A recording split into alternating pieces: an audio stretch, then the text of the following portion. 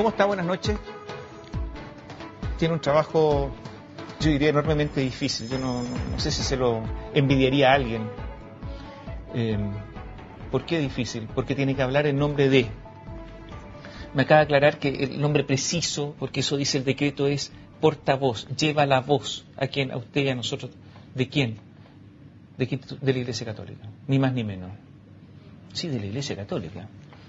Jaime Coiro es periodista, nos acompaña esta noche. ¿Qué tal? Buenas noches. Hola, buenas noches, Tomás.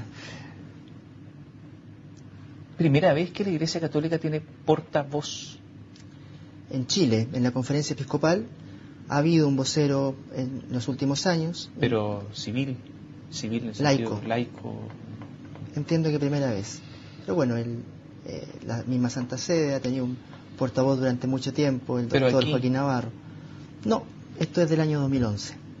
Con esta característica al menos, Tomás. ¿Y por qué?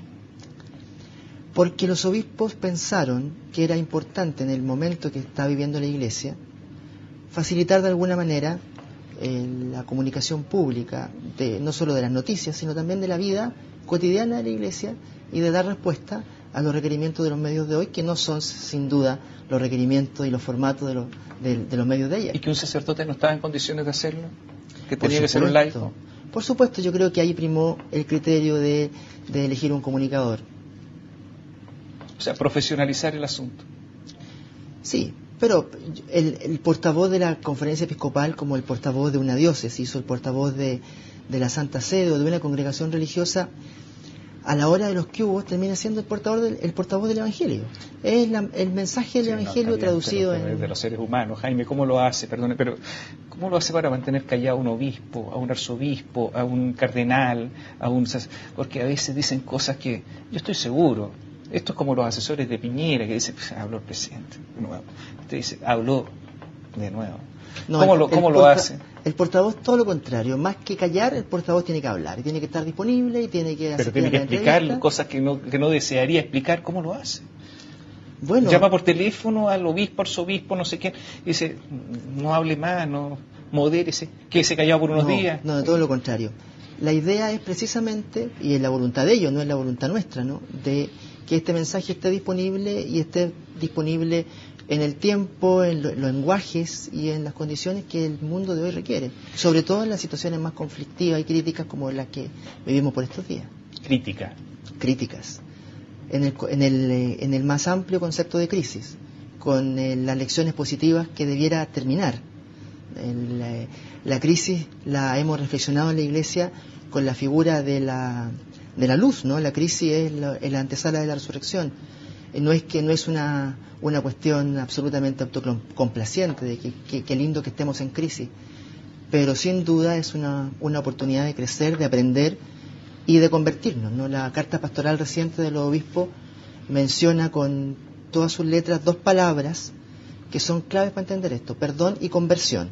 No basta con una petición escrita o oficial de perdón por las faltas cometidas, sino también un compromiso por convertirse, por nacer de nuevo, como Nicodemo. Da la impresión que la Iglesia da un paso hacia adelante y otro hacia atrás, en poquitos días. De verdad no se entiende mucho. Parece desorientada. Carta pastoral, humanizar y compartir con equidad el desarrollo de Chile. Jueves pasado. 2 o 3 días después, a propósito de posibles indemnizaciones, justas, evidentes, el obispo Alejandro Goich dice, sí, yo creo que sí, dice, pero no tenemos con qué. Ricardo Chatti, arzobispo, dice, no, indemnizaciones porque las faltas son personales y por lo tanto no institucionales, y la Iglesia es una institución, así que no. Bueno, diferencias entre uno y otro, vértices importantísimos de la Iglesia Católica chilena, y uno dice, pero ¿cómo no? Si la Iglesia está indemnizando en todo el mundo. Hubo una reunión en la Universidad Gregoriana en Roma, a principios de año, donde decían que la Iglesia ha pagado cerca de $2.000 millones, pero aquí no. ¿Se entiende esto? Y la carta esta era, que es una carta llamando a la responsabilidad. Claro, por supuesto. Bueno, la Iglesia dice, responsabilidad no, 2 días después, nosotros no. Un paso adelante y otro atrás. Tomás, el tema de la reparación, que a la luz de la carta pastoral perfectamente puede vincularse con el tema de responsabilidad social. El tema de la reparación es una preocupación de la Iglesia en materia del modo de enfrentar los abusos sexuales a menores de edad. El asunto es que no es la única forma de reparar la compensación económica. A lo que se refería Monseñor Esati y antes Monseñor Goich es a que en el caso de los obispados, la jurisprudencia chilena, las sentencias de los tribunales civiles han dictaminado que las responsabilidades son personales y no institucionales. Perdón, pero esta carta pastoral no es un asunto jurídico, son cuestiones éticas y morales. O sea, no es un asunto jurídico, no venga a decir. Si en el mundo se ha reparado, si se ha reconocido que se debe reparar, no venga a decir que esto es una responsabilidad personal y no institucional. En el mundo se han cumplido la legislación de los respectivos países, pero que son distintas. ¿qué dice moralmente la Iglesia? ¿Que no debe reparar? No, moralmente dice ¿Que no debe indemnizar con dinero? Bueno, sí, ¿por qué no? No, ¿por qué no? La pregunta sigue abierta, ¿por qué no? Si el día de mañana un tribunal establece, por ejemplo, que hay responsabilidades institucionales involucradas en un delito de abuso sexual, la Iglesia, heredera de una doctrina social que viene de hace siglos, no va a negarse a cumplir su deber ciudadano. Usted sabe que los tribunales son la última instancia. Lo primero es el acuerdo entre las partes, me imagino. Se aburrieron tribunales cuando no hay acuerdo. ¿La Iglesia podrá acordar indemnizaciones sin recurrir a los tribunales? Podría eventualmente, eso corresponde a la institución correspondiente, o a la congregación religiosa, o a la diócesis donde se ha producido el delito. En ese caso reconocería entonces responsabilidad institucional. Si es que, ¿en qué sentido? ¿En el sentido de llegar a un acuerdo? Lógico. ¿Qué podría darse el caso? Podría darse el caso, por ejemplo... ¿Le gustaron las declaraciones de Ricardo Sati? ¿A quién? A usted. Yo no soy el evaluador de las declaraciones de los obispos. No puede ser porque es jefe de usted. No, porque no estamos para andar poniéndose bozales, ni mucho menos para andar escribiendo pautas. Estamos para ayudar a nuestros pastores y a todos los católicos que sienten su misión de comunicar la buena noticia del Evangelio, a hacerlo de la manera más franca y más honesta. Se dice que esta carta pastoral es un giro de la Iglesia y un giro hacia la izquierda de la Iglesia. Más allá de lo que es derecha o izquierda a estas alturas. Algunos dicen, bueno, pero a ver, la Iglesia tuvo un enorme ascendiente moral durante la dictadura del general Pinochet. Defendió a las personas desvalidas. Una cuenta corriente que se agotó. ¿Y ahora qué hacemos? Vienen las denuncias de abusos sexuales en todo el mundo, en Chile también. ¿Qué le queda? Recurrir a esto. Entonces algunos dicen, esto más bien es una táctica, porque no le queda otra, para recuperar algo, tener cuenta corriente de nuevo. Claro, sí. Y si uno mira en el pronunciamiento público de los obispos en los últimos años, y yo comencé a trabajar en la oficina de prensa que se creó el año 2002 en la conferencia episcopal. Conozco desde entonces las situaciones, también la de los abusos, porque justo en ese mismo año se produjo la primera situación conocida pública de José Andrés Aguirre. El cura Tato. Por lo tanto, 2 años después, ¿cierto?, hay una palabra de los obispos en relación a la desigualdad escandalosa. Un adjetivo que le causó mucho estupor en vastos sectores. Una reflexión que se prolonga, que se madura. 2 años después, ¿cierto?, surge la propuesta de un salario ético, que también provocó un debate, y donde los obispos, como del mismo modo en que eran mandados a sus capillas en la época de la dictadura, ahora fueron mandados a sus capillas porque no tenían atributos para calcular un monto o para pronunciar sobre materia social. Por lo tanto, esta carta pastoral no es absoluto un giro, es la evolución de un diagnóstico. Recuerde usted lo que ocurrió con la propuesta de indulto jubilar, que parte de la base de un trabajo que hace la Iglesia día a día, silencioso, en las cárceles y en los lugares de reclusión. Marco Antonio Órdenes, ¿lo conoce? Obispo de Iquique. ¿Lo conoce? Lo conozco. Tiene 47 años, el obispo más joven, ¿no?, de la historia. Sí. O sea, una especie de estrella fulgurante, de carrera express, entiendo que por sus méritos, y no por otras razones. Está cayendo en picada libre. ¿En qué situación se encuentra en estos instantes en la Iglesia? Bueno, el obispo de Iquique es objeto de una investigación canónica.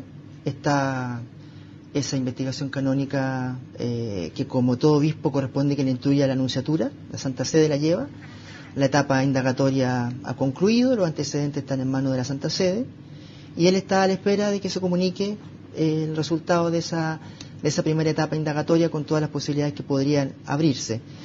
Además, está con un permiso médico por un trastorno enzimático que padece desde hace varios meses, y está en reposo y está en territorio nacional a la espera de la condición. Sí. ¿Cuántas denuncias de abuso pesan en contra de él? Lo desconozco. Es materia del secreto, de la reserva propia de cualquier indagación en la etapa indagatoria. ¿Sería el caso más grave de denuncia de delitos sexuales al interior de la Iglesia Católica chilena? Es complejo evaluarlo, pues si lo evaluamos en decisión de la jerarquía, yo no sé si ese es el mejor parámetro, porque el parámetro para evaluar un abuso sexual es la víctima. Sí, pero por la posición.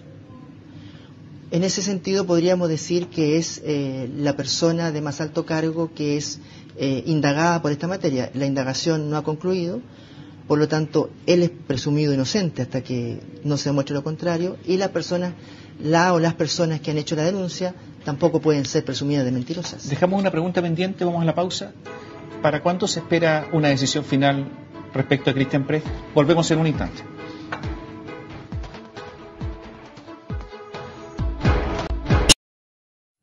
Jaime Coiro es portavoz de la Iglesia Católica y está con nosotros esta noche.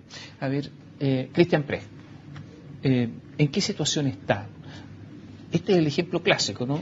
Enorme cuenta corriente, combate a la dictadura y más bien, protección a las personas frente a los excesos, esa palabra tan ciútica, los excesos de la dictadura, tortura, asesinato, desaparecido, etc. Y resulta que está la denuncia de abuso sexual. Claro, investigada como corresponde, concluida la etapa de indagación y enviado los antecedentes a la Santa Sede como corresponde cuando hay un hecho verosímil sobre una conducta impropia. Verosímil. La verosimilitud es lo que se prueba en esta primera etapa, que es indagatoria. ¿Qué significa verosimilitud desde el punto de vista de la Iglesia Católica en este caso? Que hay suficientes garantías, no sé si prueba, desconozco si efectivamente se compara prueba, de que los hechos relatados son verdad, o pudieran serlo. Y por lo tanto, de ser efectivos, constituiría un hecho grave. ¿Con menores? Si va a la Congregación para la Doctrina de la Fe es porque se trata, en esta etapa indagatoria, de presunto abuso menor. Pero perfectamente podría, al conocerlo la Santa Sede, desestimarlo. ¿Podría ser una relación con personas mayores? Lo desconozco. Es una etapa indagatoria que, tal como ocurre en la instruida por nunciatura contra Monseñor Órdenes, es reservada precisamente para garantizar el silencio a los denunciantes. Pero estas investigaciones después son públicas, ¿o no? ¿En algún momento son públicas? No sé si el contenido completo de la investigación, pero al menos los resultados sí. En el caso de Presbítero Caravima, apenas fue notificado el arzobispo de Santiago, que es el ordinario del lugar, lo comunicó a la opinión pública cuál había sido la sentencia vaticana. ¿Hay otras denuncias contra personajes importantes de la jerarquía eclesiástica en estos instantes? Yo no conozco otras. ¿En los Andes, no? Bueno, en los Andes hay una investigación previa contra un presbítero, pero esto fue informado a comienzos de año. ¿Y contra personas de más alta jerarquía? Lo desconozco. O sea, de más alta jerarquía que un presbítero solo hay un obispo, y por lo tanto eso es una materia... ¿Esa es la jerarquía? Claro, y por lo tanto eso le compete a la nunciatura. ¿Usted no conoce todas las denuncias, Jaime? No. ¿Por qué? Porque una manera de garantizarle al denunciante que ya está haciendo un proceso muy complejo, cuando veíamos al muchacho que presentó su testimonio en el día de ayer, debe ser muy difícil para alguien pronunciar esas palabras, si son parte de su historia de vida. Y por lo tanto, cuando alguien que se siente iglesia, que se siente miembro de la iglesia, que siente que no ha perdido la fe, y que todo lo contrario, quiere que se haga justicia, que se esclarezca la verdad, y llega a una oficina que acoge las denuncias en la iglesia, Nosotros no podemos, como una comunidad discípula de Jesucristo, ventilar ese procedimiento, sino más bien garantizar que eso se va a desarrollar ajustado a la normativa, al derecho canónico, y por lo demás con la transparencia propia una vez que los hechos se establezcan. ¿En qué situación está Juan Esteban Morales? Lo desconozco, es una competencia de la Arquidiócesis de Santiago. No sé cuál es el curso de la investigación. Pero usted sabía que siguen las investigaciones en contra de él. Se dice que Juan Esteban Morales habría ocultado las denuncias en contra de Caradima y que por lo tanto tendría responsabilidades. Bueno, esos son hechos que deberá acreditar la instancia que corresponda. No es materia de la conferencia episcopal y no es materia que nos corresponda conocer tampoco nosotros. Recetaba remedios cuando las personas denunciaban y veían algunas actitudes extrañas de Caradima, recetaba remedios y le dicen: no, tú tienes depresión, ¿qué te pasa? Claro, la veracidad y la gravedad de esos presuntos delitos debe determinarla la instancia que corresponde. John O'Reilly. Bueno, eso está en la investigación de derecho canónico y también en la investigación jurídica. No hay novedades que conozcamos. ¿No hay novedades todavía? Al menos a nivel canónico ninguna que conozcamos. ¿Para cuándo se espera eso? ¿Hay plazos? A nivel canónico no. Se recomienda celeridad. ¿Puede durar la eternidad? No, me imagino que no. No, porque lo que está pidiendo el Papa reiteradamente a los obispos y a las congregaciones religiosas es un máximo cuidado y una prioridad a las víctimas. Por lo tanto, eternizar una etapa indagatoria para una víctima o para un denunciante, sin duda revictimizarlo. La información que circula, porque aquí hay harto secreto. Usted, hasta para usted hay secreto, Jaime. Entonces, imagínese para nosotros.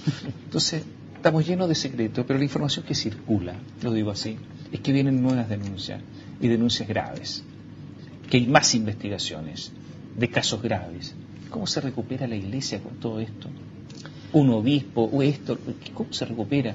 Cuando supimos que, ni más ni menos, que Sergio Vález le dijo a una de las madres del caso Tato, de las personas, que la Iglesia, mire, la Iglesia es un elefante y usted una hormiga. Un sacerdote diciendo eso con la autoridad moral que tenía Vález.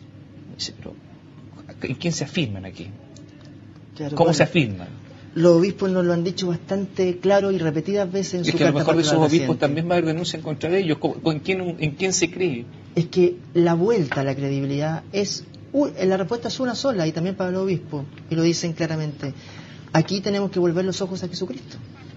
En el día de ayer, el día martes, el día que se hizo pública la investigación contra Monseñor Órdenes, era el día de los Santos Ángeles Custodios. El evangelio de ese día, el evangelio que se leyó en todas las iglesias del mundo ese día, revela un momento en que Jesús le dice a sus discípulos: cuidado quien daña a estos pequeños predilectos míos, porque hay un ángel con ellos.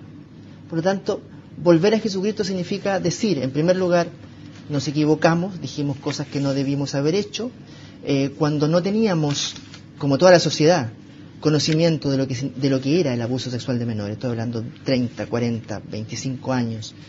Se cometieron no solo fallas, pecados y errores y delitos, sino que también se cometieron imprudencias y omisiones gravísimas. Y por lo tanto, recuperar la credibilidad significa volver a lo esencial, a una iglesia humilde que desde Jesucristo se pone al servicio. Y eso significa, Tomás, también mirar nuestras estructuras, como lo dicen los obispos en su carta pastoral, y nuestra forma de participación. Dejo la pregunta planteada, porque vamos a la pausa. ¿Se ha dado cuenta que ya no se habla tanto del Papa Juan Pablo II? Volvemos en un instante.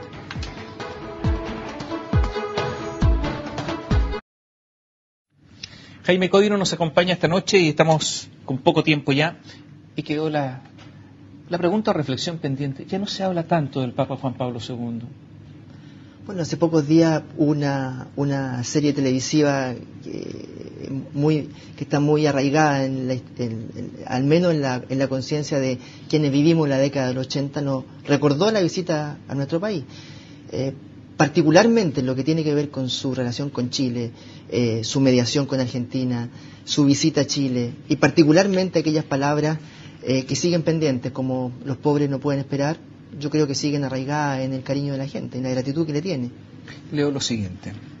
El señor se llama Javier Bravo, vocero de los Legionarios de Cristo para la habla hispana. Podía hablar solo él. Ya se había destapado todo. Y le preguntan, ¿cuál es el aporte del padre Maciel a la congregación de los Legionarios de Cristo? ¿En qué medida estos hechos han afectado su labor? Responde, el padre Maciel es el instrumento mediante el cual Dios ha querido regalar a los Legionarios de Cristo y a la Iglesia este carisma religioso, un carisma cristocéntrico, una idea de vida que consiste en la entrega a los demás en el anuncio del Evangelio. Y ya se había dicho todo. A Juan Pablo II, en distinta medida y proporción, no le está pasando lo mismo. A ver, hay que separar, yo creo que lo que ocurrió en los Legionarios de Cristo respecto de la figura del padre Maciel nos demuestra, en su momento el padre Maciel, venerado por ellos y también por otros carismas, nos demuestra lo complejo que significa cuando se pone el centro en una persona y se habla ahí del carisma cristocéntrico. El único carisma cristocéntrico es Jesucristo. Bueno, pero así está la cosa. Claro, y yo creo que ahí efectivamente las instancias de la Santa Sede... Hay graves acusaciones que Juan Pablo II lo protegió. Incluso claro. Ratzinger, actual Papa, lo da a entender. Gravísimas. Sí. O sea, si el Papa lo defiende, lo protege, después de eso. Difícilmente, si existiera alguna información cierta de estas afirmaciones que se hacen, la causa de beatificación de Juan Pablo II habría avanzado. En ese sentido, las instancias de la Santa Sede son bien rigurosas. Pero se da cuenta que era como una beatificación expresa y está como detenida. No, los procesos no son tan expresos. Se dice que iba a ser rápido, que era todo tan evidente, y ya no se habla mucho de la beatificación de Juan Pablo II. Claro, pero yo creo que reducir... De la santificación, perdón. Que reducir la vida de Juan Pablo II a lo que dijo, no dijo, hizo o no hizo en un caso particular es limitante y además con toda seguridad compromisos suyos en algún encubrimiento, en alguna omisión gravísima no puede haber habido. La Iglesia no va a declarar un beato en estos momentos, después de lo que ocurrió en Boston, después de lo que ocurrió en Irlanda, con un nivel de compromiso. Y si fuera así, si de repente se descubre que es así, ¿usted seguiría teniendo fe? Bueno, por supuesto que sí, pues. Por supuesto ¿En la Iglesia? Sí. La misma fe que Rodrigo dijo ayer en este canal que tenía en Jesucristo. Él tiene la misma fe en el mismo Cristo en el que yo creo, y él cree en la misma Iglesia, y cuando él dice que fue recibido por la Anunciatura, esa es la instancia que lo acoge a uno. Se nos está yendo el tiempo. Se da cuenta que se está hablando poco. Se celebran 50 años del Concilio Vaticano II, y en medio de todo esto se habla poco, se recuerda poco, poquitito. Increíble, así está la Iglesia. Y estamos iniciando el año de la fe, el 11 de octubre, precisamente para recordar estos 50 años de un concilio que algunos en la Iglesia ni siquiera se han enterado. Gracias por estar con nosotros esta noche. Gracias, prima. No es fácil hablar en representación de la Iglesia en estos tiempos, por eso quiero agradecer a Jaime Coiro, portavoz de la Iglesia Católica, haber estado con nosotros esta noche. Gracias, buenas noches. Buenas noches.